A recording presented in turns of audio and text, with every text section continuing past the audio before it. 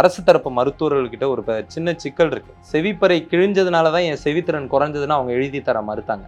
மக்கள் விரோத ஸ்டாலின் ஆட்சி பதவிக்கு வந்ததுல இருந்து இப்போ வரைக்கும் அஜித்குமாரை சேர்த்து 24 பேரை விசாரணைன்ற பேர்ல போலீஸ் கொன்னு இருக்கு. அதுவும் 2022 மட்டும் 11 பேரை போலீஸ் அடிச்சு கொன்னு இருக்கு. வலிப்பு வந்துதான் விக்னேஷ் செத்தான்னு முதல்வர் ஸ்டாலின் சொன்னாரு. இது எவ்வளவு கேவலமான போயின்றத விக்னேஷோட அட்டாப்சி ரிப்போர்ட் உறுதி செஞ்சிச்சு. மருத்துவத்துல என்ன பிரச்சனைனா எல்லாத்துக்கும் ஒரு சான்ஸ் இருக்கு.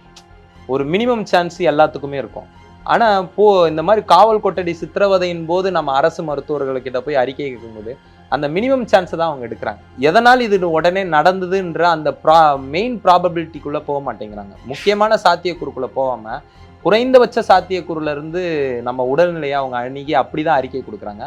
அதே மாதிரி அட்டாப்சி ரிப்போர்ட்ல இருந்து இப்போ உதாரணத்துக்கு மாரடைப்புல ஒருத்தர் இறந்துடுறாருன்னு வச்சுப்போம். காவல் அடைப்பு சித்திரவதையின் போது மாரடைப்புல இறந்தாருன்னா அவருக்கு ப்ரீ மெடிக்கல் ஹிஸ்டரி இருந்தது, அதனால கூட இந்த மாரடைப்பு ஏற்பட்டிருக்கலான்ற அளவுக்கு கொடுத்து அந்த காவலர்களை காப்பாற்றக்கூடிய போக்கெல்லாம் கூட சில வழக்குகள்ல நடந்திருக்கு.